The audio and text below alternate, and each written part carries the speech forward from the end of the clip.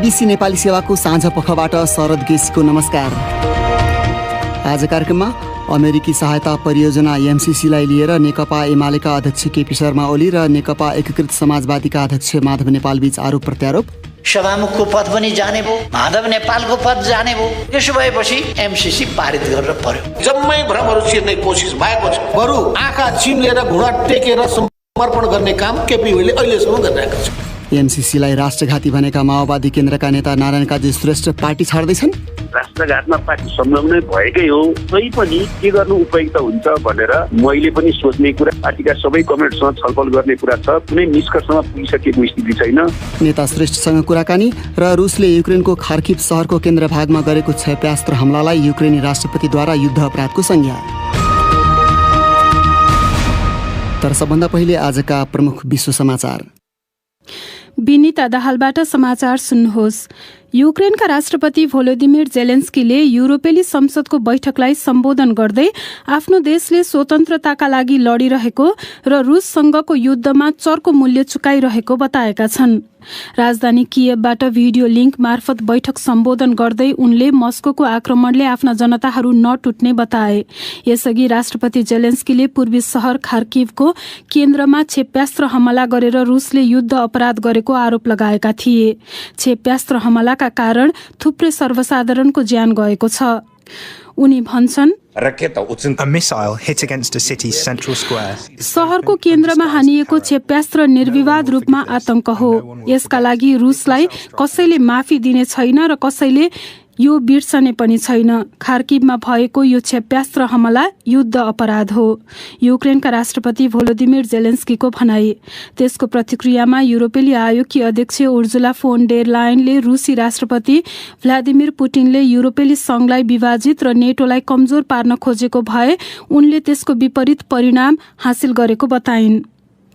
युक्रेनी राष्ट्रपतिका सल्लाहकारले रुसी फौजले राजधानी कियव र खार्किभमा खाद्यान्न, पानी र अन्य अत्यावश्यकीय सामग्रीको आपूर्ति कटौती गरेर घेराबन्दी गर्न प्रयास गरेको बताएका छन्। उता रुसको रक्षा मन्त्रालयले कियवका बासिन्दाहरूलाई एक चेतावनी जारी गर्दै आफूहरूले युक्रेनी राजधानीमा लक्षित हमला गर्न लागेको जनाएको छ। एउटा वक्तव्य जारी गर्दै रुसी अधिकारीहरूले उनीहरूको फौजले कियव स्थित युक्रेनी सुरक्षा सेवा तथा मुख्य प्राविधिक केन्द्रहरूमा लक्षित हमला गर्ने तयारी गरिरहेको बताएका छन्। रुसी विदेश मन्त्री सेर्गेई लाभ्रोभले युक्रेनमा भएको युद्धबारे रुसी औचित्यबारे बताइरहँदा त्यसप्रति आक्रोश व्यक्त गर्दै पश्चिमा राजदूतहरूले बहिष्कार गरेका छन्। जिनेभामा भएका संयुक्त राष्ट्रसङ्घका 2वटा निकायका बैठकहरूलाई भिडियो लिङ्क मार्फत सम्बोधन गर्ने क्रममा लाभ्रोभले युरोपमाथि उनकै शब्दमा रुस विरोधी बहुलट्टीपूर्ण गतिविधि गरिरहेको आरोप लगाएका थिए। उनले युरोपले पश्चिमा सहयोगमा परमाणु अस्त्र प्राप्त गर्न खोजिरहेको आरोप लगाउँदै अब अमेरिकी क्षेप्यास्त्रहरू युरोपबाट फर्काउने बेला आएको बताएका थिए। तपाईँ बीबीसी नेपाली सेवाको साँझ पख सुनिरहनु भएको छ। ब्रिटेनका प्रधानमन्त्री बोरिस जोन्सनले रुसी राष्ट्रपतिले युक्रेन विरुद्धको युद्धमा निर्दोष सर्वसाधारण विरुद्ध निर्मम र अविवेकी रणनीति प्रयोग गरेको आरोप लगाएका छन्। पोल्यान्डका प्रधानमन्त्रीसँगको वार्तापछि बोल्दै उनले युरोपेली महादेशमा भएको विपदलाई विश्वले हेरिरहेको बताउँदै भने,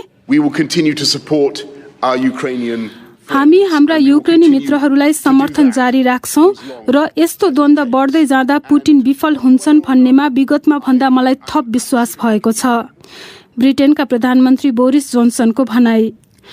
भारतले युक्रेनको खार्किभमा भएको बमबारीमा विद्यार्थीका रूपमा रहेका आफ्ना एक नागरिक मारिएको जनाएको छ।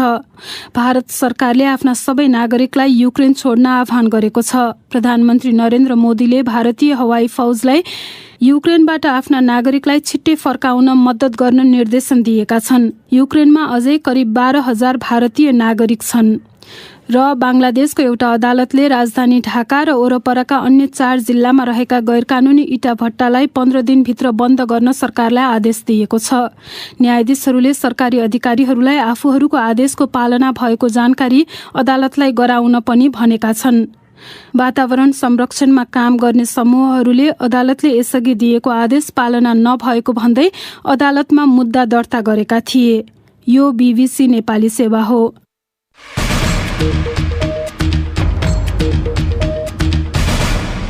साँझपखमा तपाईँलाई स्वागत छ। प्रतिनिधि सभाले अनुमोदन गरेको अमेरिकी सहायता परियोजना एमसीसी बारे प्रमुख प्रतिपक्षी नेकपा एमाले र सत्ताधारी नेकपा एकीकृत समाजवादीले धारणा सार्वजनिक गरेका छन्। त्यसक्रममा दुवै दलले एकअर्काको भूमिकाको चर्को आलोचना गरे। हिजो मात्रै नेकपा माओवादी केन्द्रका अध्यक्ष प्रचण्डले एमसीसी अनुमोदनका क्रममा गरिएको व्याख्यात्मक घोषणाको बचाउ गरेका थिए। प्रस्तुत छ एक रिपोर्ट। एमाले अध्यक्ष केपी शर्मा ओलीले एमसीसी विकास परियोजनाको रूपमा कार्यान्वयन हुनुपर्ने बताउँदै त्यसलाई गिजोले र विवादित बनाइएको आरोप मूल रूपमा सत्ताधारी दुई कम्युनिस्ट पार्टीमाथि लगाए।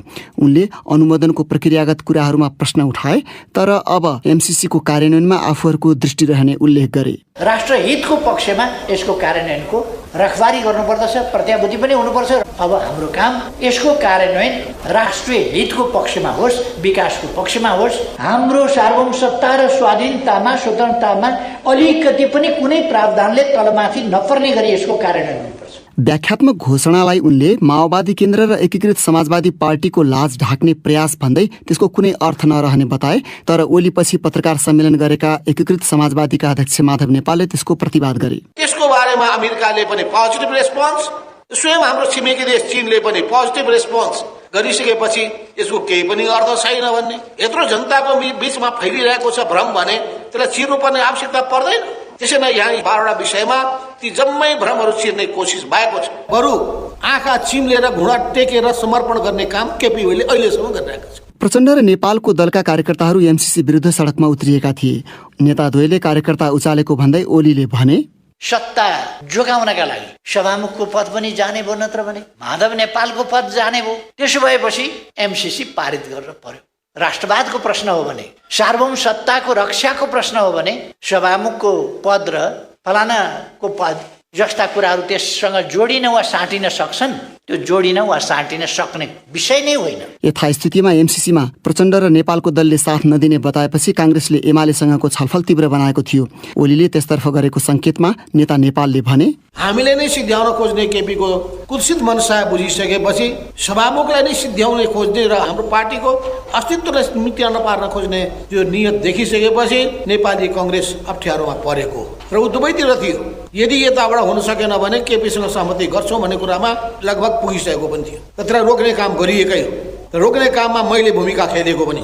महाकाली सन्धिको बचाउमा भने दुई नेताको समान धारणा थियो। एमसीसीको प्रसङ्गमा सभामुखको भूमिका पनि चर्चा र विवादमा रह्यो। काङ्ग्रेससँगको सहकार्यमा एमाले उनको बहिर्गमनलाई एउटा शर्त बनाएको थियो। एमाले अध्यक्ष ओलीले भने, सभामुखमाथि महाअभियोग ल्याउँदैन भन्ने पनि छैन, ल्याउन सक्छ, ल्याउँछ नै भन्ने पनि छैन। उहाँले राजीनामा गर्नुभयो भने नल्याउन पनि सक्छ। हामी उहाँको राजीनामा पर्खिराखेका छौँ। ससम्मान बहिर्गमित हुनुहोस्, ससम्मान हट्नुहोस्, कमसेकम संसदले निष्कासन गर्नु पर्यो भन्ने नहोस् भन्ने पनि हामी सोचिरहेका छौँ। एमाले आफूले निष्कासन गरेका सांसदलाई सभामुखले पदमुक्त नगरेको भन्दै सदनमा अवरोध गरिरहेको छ। तर नेता नेपालले ओलीको जवाफ दिँदै भने, सभामुखले राजीनामा दिने, कुरुक्क समर्पण गर्ने, घुँडा टेक्ने केपी ओलीका सामु नचिताए हुन्छ। हामी उहाँको पक्षमा दृढताका साथ दिन्छौँ। जुन सभामुखले संसदको गरिमाको रक्षा गरिनु भएको छ, जसले सांसदहरूको अधिकारको रक्षा गर्नुभएको छ, उसमाथि त्यो धारे हात लगाउने, आरोप लगाउने, त्यस्तो दुश्चेष्टा गर्ने, अपमानपूर्ण व्यवहार गर्ने, सभामुखको गरिमाको रक्षा नगर्ने, त्यसैले केपी ओलीको यो प्रवृत्ति अत्यन्तै असभ्य, अनसिभिलाइज्ड र गलत छ। पत्रकार सम्मेलनमा ओलीलाई काङ्ग्रेससँग पछिल्ला दिनमा भएको छलफल बारे पनि प्रश्न गरिएको थियो। दुश्मनीपूर्ण राजनीति, अनुचित राजनीति एमाले र कङ्ग्रेस जस्ता पार्टीहरूले गर्नु हुँदैन भन्ने हाम्रो कुरा। पहिले एउटाले लोकेन्द्र बहादुर बोक्या छ, लोकेन्द्र बहादुर बोक्या देखेपछि अर्काले फेरि सूर्यबहादुरलाई एकदम डोलीमा चढाएर बोक्या छ। पहिले एउटाले छोरी बोक्या छ, पहिले एउटाले बाउ बोक्या छ। यस्तो करागर नगरौँ भन्ने हाम्रो कुरा हो। उनको भनाई वर्तमान गठबन्धन चुनावसम्म रहने चर्चातर्फ लक्षित रहेको ठानिएको छ। नेकपा माओवादी केन्द्रका अध्यक्ष प्रचण्ड एमसीसीलाई लिएर असन्तुष्टि प्रकट गरेका नेता नारायण काजी श्रेष्ठलाई भेट्न उनकै निवास पुगेका थिए। प्रचण्डले हिजो पत्रकार सम्मेलनमा श्रेष्ठलाई लक्षित गरेर पार्टी छाडेर जानेलाई के गर्न सकिन्छ र भनी अभिव्यक्ति दिएका थिए। आजको भेटमा प्रचण्डले भनेको कुरा सुनाउँदै नेता श्रेष्ठले बीबीसीसँग भने, एमसीसी कम्प्याक्ट सम्झौता पारित गर्ने सवालमा त हाम्रो मतभेद देखियो। त्यो मतभेद राख्नुहोस्, तर पार्टीलाई एकताबद्ध गरेर मिलाएर नै लैजानु आजको आवश्यकता हो, त्यसै गरौँ भन्नुभएको थियो। तपाईँले चाहिँ के भन्नुभयो? पार्टीबाट निस्कने निष्कर्षमा पुगेर कुनै गतिविधि गरे त होइन। म त यही पार्टीमा छु। तर तपाईँले हिजो पत्रकार सम्मेलनमा अब बाहिर गए हुन्छ भनेपछि त्यसले नै बरु के हो त, हामी यहाँ पार्टीमा बस्नु नपर्ने जस्तो, पार्टीबाट बाहिर जानुपर्ने जस्तो स्थिति त तपाईँकै त्यो प्रस्तुतिले उत्पन्न गरेपछि सोच्न बाध्य भएको स्थिति हो। यो तपाईँले किन भन्नुभयो भनेर मैले उहाँलाई सोधेँ। अनि जवाफमा तपाईँ त्यो निष्कर्षमा पुग्नु भयो हो कि भन्ने जस्तो विभिन्न कोणबाट कुरा आएपछि त्यस्तो भन्न पुगेछु। तर त्यो चाहिँ मैले नकारात्मक ढङ्गले भन्न खोजेको त होइन। त्यसले चाहिँ अप्ठ्यारो पारेको छ वा अपमानित भएको छ भने त्यसबारेमा म फेरि पनि बोल्न सक्छु। मेरो मन चाहे तपाईँ पार्टी छोडेर जानुहोस् वा गइदिए हुन्थ्यो भन्ने होइन। त्यो प्रस्तुतिले केही समस्या पारेको भए त्यसबारेमा चाहिँ मैले बरु नयाँ ढङ्गले पनि प्रस्तुत गर्न सक्छु। मेरो आशय त्यो होइन भनेर भन्नुभयो। तपाईँलाई चित्त बुझ्यो त प्रचण्डको कुरा? होइन, हामीले फेरि चाहिँ मैले पनि सोच्ने, उहाँले पनि सोच्ने र भोलि फेरि भेट्ने भन्नेको छ। अब मैले खालि भनेको कुरा के भने यो विषयमा त मध्य भइहाल्यो। अरू कुरा चाहिँ मेरो चिन्ता चाहिँ यो पार्टी जो वैचारिक सांस्कृतिक रूपमा स्खलन हुँदै गइरहेको छ, यो क्रान्तिकारी कम्युनिस्ट पार्टी बन्छ कि बन्दैन, चिन्ता त्यहाँ हो। बन्दैन कि क्या हो भन्ने कहिले कहिले लाग्ने। बन्दैन भने फेरि चाहिँ अनैतिक भइन्छ, कम्युनिस्ट पार्टी भन्दै के भन्न जाने भन्ने हो एउटा। दोस्रो चासो चाहिँ राष्ट्रियताको बारेमा कम्युनिस्ट पार्टीले नेतृत्व गर्दै आएको देशभक्तिपूर्ण अडानमा पनि चुक्ने स्थिति भएपछि त्यसले पैदा गर्ने चाहिँ समस्याले पनि अलिक पिरोलेको छ। तेस्रो कुरा चाहिँ सबै कार्यकर्ताहरूलाई उनीहरूको निष्ठा, क्षमता, सक्रियता, योगदान अनुसार चाहिँ जिम्मेवारी दिनुपर्ने, त्यहाँ पनि काखा पाखा जस्तो वा अपमानित हुनुपर्ने स्थिति नहोस् भन्ने हो। यो तीनटा कुराले पिरोलेको हो। त्यसबारेमा अब कुनै निष्कर्षमा पुगे भए मैले पहिला तपाईँलाई नै भन्थेँ छलफल त गरौँ भनेर। छलफल फेरि बारम्बार गर्नुपर्ने स्थिति भनेपछि तपाईँ पार्टी नै छाड्ने विचारमा पुगिसक्नु भएको थियो क्या? अहिले पुगिसकेको स्थिति त होइन। होइन, मलाई अलिकति गम्भीर बनाएको चाहिँ यो राष्ट्रियताको सवालमा भन्दै चाहिँ जो निर्णय गरियो त्यो चाहिँ अब एकदम ठुलो भुल भयो भन्ने हो। आफूले पहिला पार्टीको निर्णय भएर बोलेको अहिले पनि चाहिँ टिकटकमा एकदम भाइरल भइराखेको स्थितिले दुःख लाग्छ। 1001 पटक म भन्छु हाम्रो पार्टीले विपक्षै मतदान दिन्छ भनेर निर्णय भनियो, तर अकस्मात लास्टमा गएर फेरियो। यो स्थितिले अलिकति चाहिँ अप्ठ्यारो महसुस भएको, पीडा महसुस भएको हो र यसलाई कसरी सच्याउने होला भन्ने भएको हो। र यो पार्टी छोड्ने निष्कर्षमा पुगिसकेको स्थिति होइन, तर गम्भीर छलफलको प्रक्रिया आफैसँग पनि र पार्टीका साथीहरूसँग भइराखेको कुरा त सत्य हो। तर उनीहरूले त एमसीसीको सन्दर्भमा व्याख्यात्मक घोषणा गरियो, त्यसले त एक खालको संशोधन नै गरेछ, भ्रमहरू निवारण गरेछ भन्ने खालको तर्क गरिरहेका छन्। तपाईँ त्यसबाट के कन्भिन्स हुनुहुन्न, मान्नुहुन्न? व्याख्यात्मक घोषणा संशोधन होइन। हेर्नुहोस्, धेरै भ्रमात्मक कुरा गर्नुहुन्न। अति मूल्याङ्कन गरेर व्याख्या गरेर थाल्यो भने भोलि जसले व्याख्या गर्नुभएको छ उहाँहरू नै एकदम गलत ठाउँमा पुग्नुहुन्छ र फस्नुहुन्छ। यो व्याख्यात्मक घोषणा भनेकै सम्झौताको संशोधन होइन, त्यसको व्याख्या हो। यसको कुनै अर्थ छैन भनेर म ठान्छु कि। त्यसो भए त अब यो राष्ट्रिय स्वाधीनतामा आँच पुग्ने, राष्ट्रिय हित विपरीतको, तपाईँहरूले भन्दाखेरि राष्ट्रघाती नै सम्झौता गर्ने नेतृत्वलाई लिएर कसरी पार्टीमा सँगै बस्नु होला त?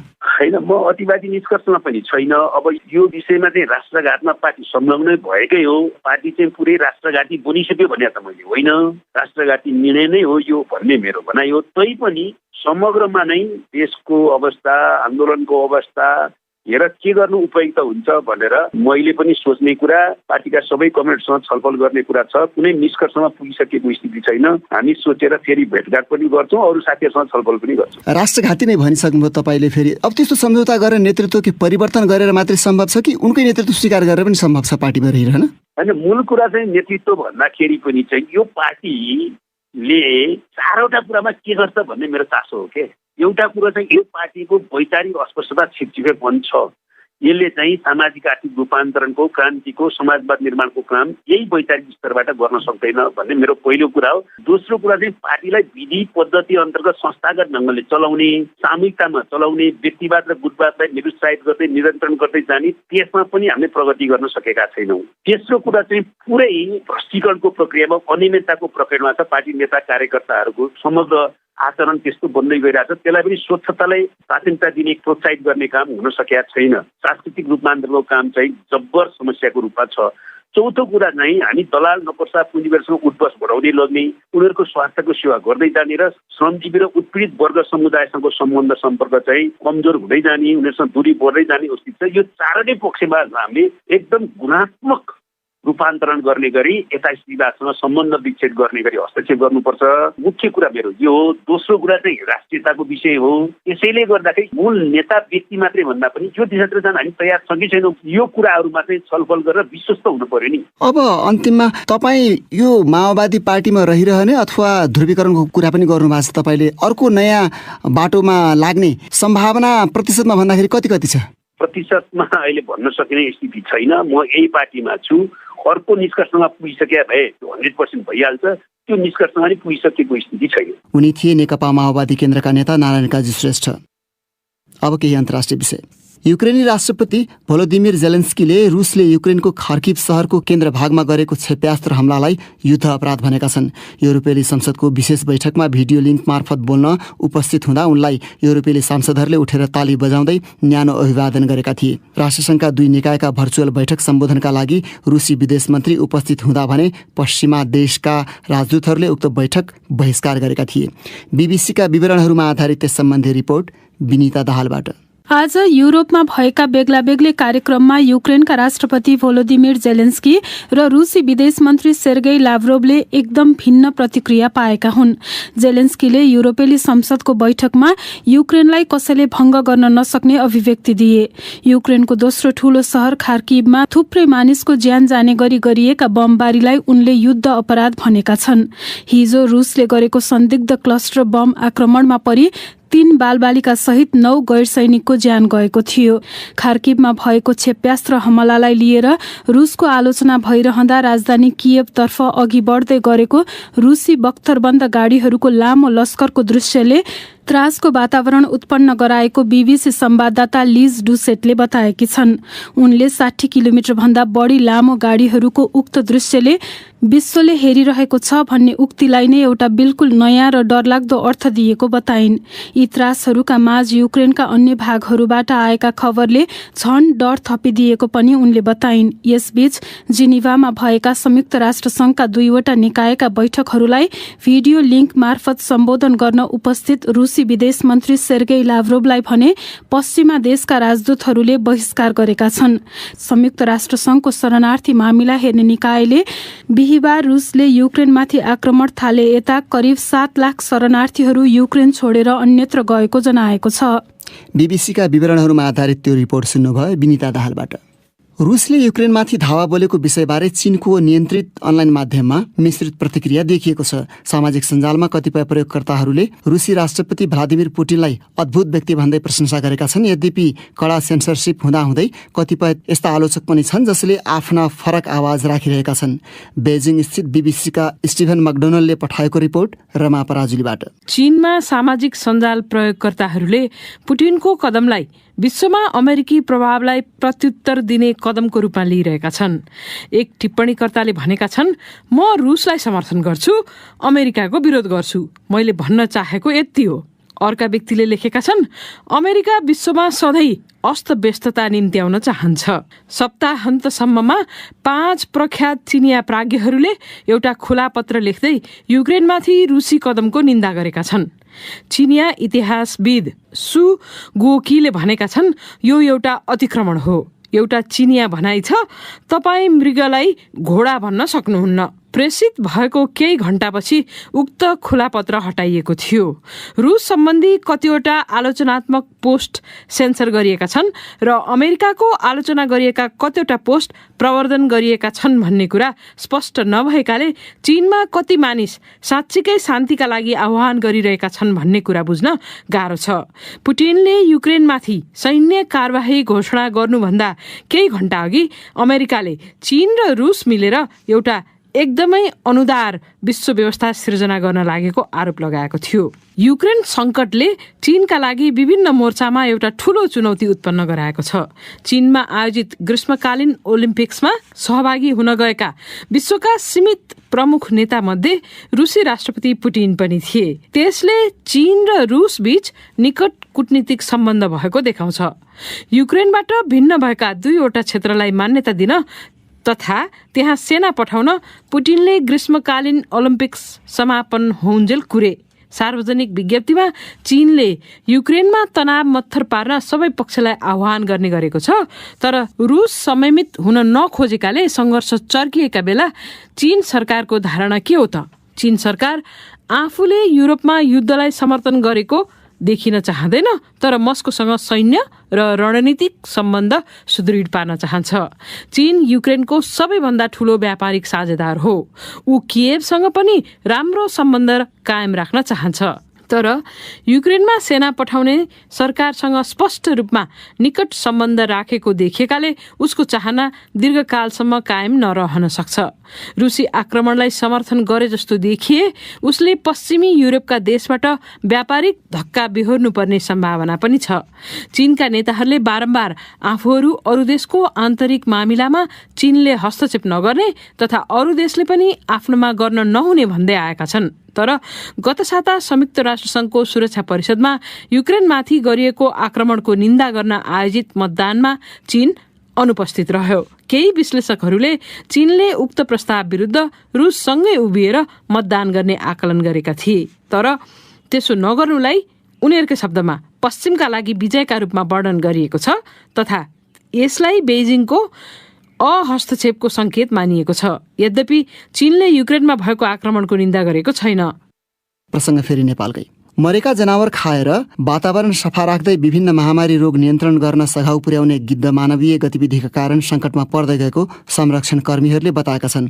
बीबीसी नेपाली सेवाका लागि पोखराबाट कृष्णमणि बराल भन्छन्। प्रकृतिका कोचिकार गिद्ध तनहुँको दमौली स्थित मादी नदी किनारको गौँ संरक्षण केन्द्र वरपर करेन्ट लागेर ठूलो संख्यामा मर्ने गरेका छन्। यसैगरी पृथ्वी राजमार्ग विस्तारका क्रममा गुणसहितको सिमलको रुख कटान गरिँदा विश्वमै सङ्कटमा परेको र नेपालमा सबैभन्दा कम संख्यामा रहेको सानो खैरो प्रजातिका गिद्धको बच्चा सहितको गुण नष्ट भएको संरक्षण कर्मीले बताएका छन्। गिद्ध संरक्षण कर्मी हेमन्त ढकाल। गौरक्षण केन्द्र त्यहाँ चाहिँ जब सिनो फाल्न थाल्यो गिद्धको मुभमेन्ट बढी भयो र यो गिद्धको मुभमेन्टले गर्दाखेरि त्यहाँ वरिपरि जुन पूर्व निर्माण भएको जुन ट्रान्समिसन लाइन छ त्यहाँ चाहिँ तिनीहरू स्टुडेन्ट लागेर चाहिँ मरेको पाइयो। नगरपालिकाले जुन गौरक्षण केन्द्र खोलेको थियो, जिल्ला वन कार्यालय, तिनीहरू कुनै पनि निकायहरू सिरियस भएको देखिएन।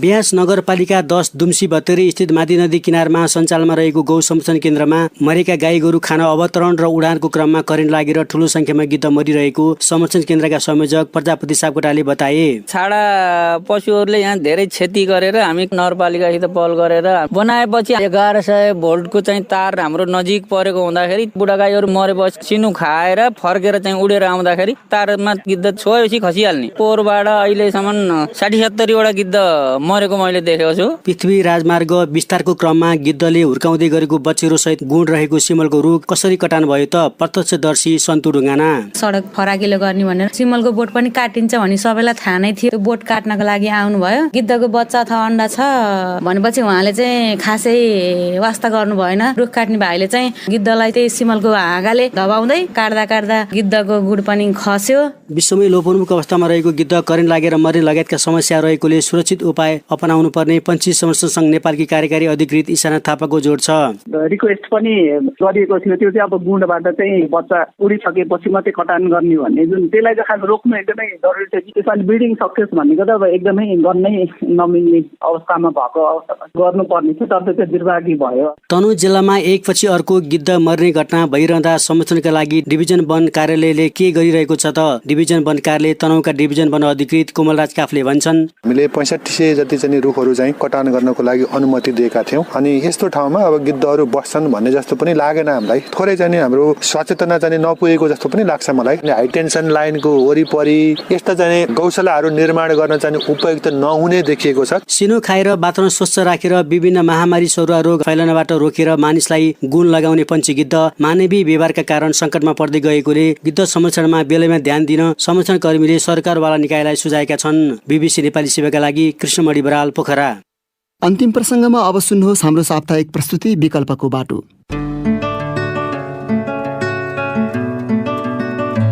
सजिलो त धेरै हुन्छ, पैसा कमै हुन्छ, आर्थिकको सहज हुन्छ, नुन तेल गर्नका लागि सजिलो हुन्छ। अत्याधिक मात्रामा सिस्नोको धुलो माग बढी आउन थाल्यो। जुम्ला राडा घुम्न आउनलाई पर्यटकको रूपमा आए, अहिले यही 550 रुपियाँ केजीमा बिक्री भइरहेको छ।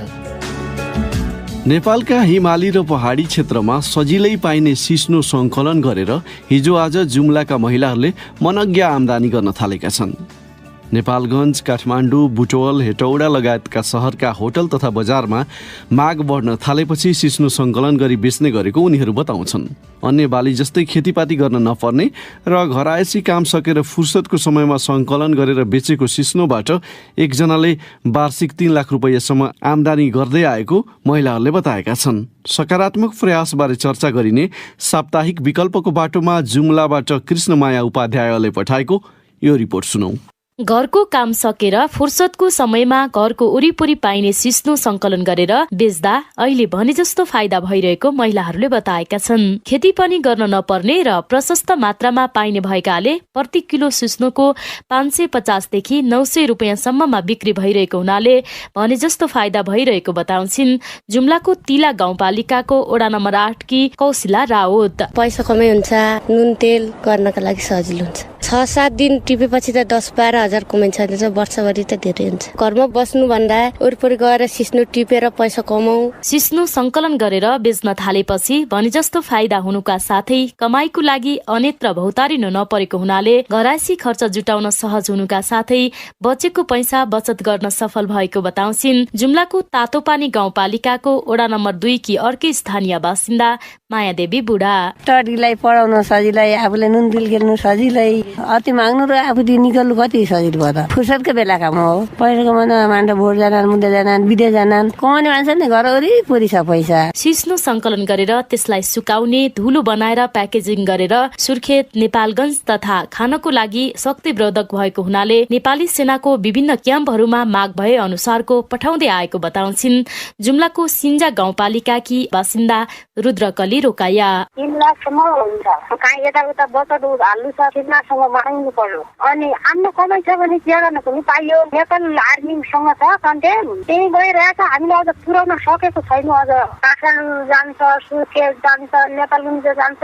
जुम्लाको विभिन्न गाउँमा महिलाहरूले संकलन गरेर राखेको सिस्नो व्यापारी तथा सहकारी संस्थाहरू मार्फत जुम्ला सदरमुकाम खलङ्गामा संकलन केन्द्रमा संकलन गरेर नेपालका विभिन्न बजार तथा होटेलहरूमा माग भए अनुसारको निर्यात हुँदै आएको बताउँछन् जुम्लाको चन्दनाथ सहकारी संस्थाका व्यवस्थापक ऋषिराम पाण्डे। मिनी मार्केटको रूपमा चाहिँ हामीले चाहिँ अर्ग्यानिक वस्तुहरू संकलन गर्न थालेपछि अत्याधिक मात्रामा सिस्नोको धुलो माग बढी आउन थाल्यो। जुम्ला राडा घुम्न आउनलाई पर्यटकको रूपमा आए।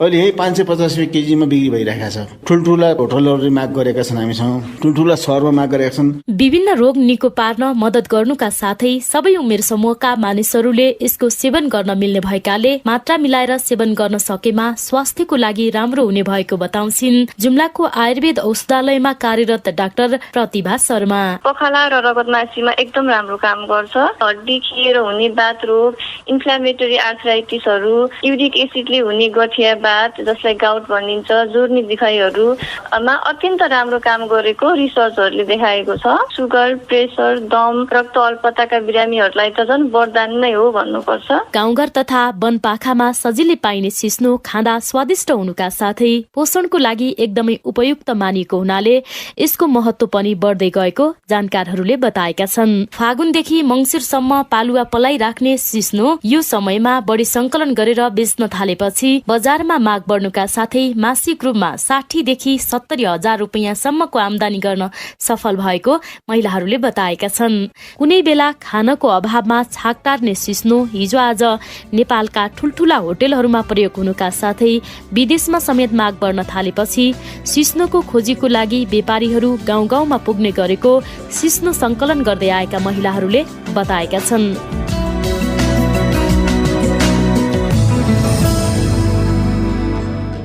त्यो रिपोर्ट प्रस्तुत गर्दै थिइन् जुम्लाबाट कृष्णमाया उपाध्याय।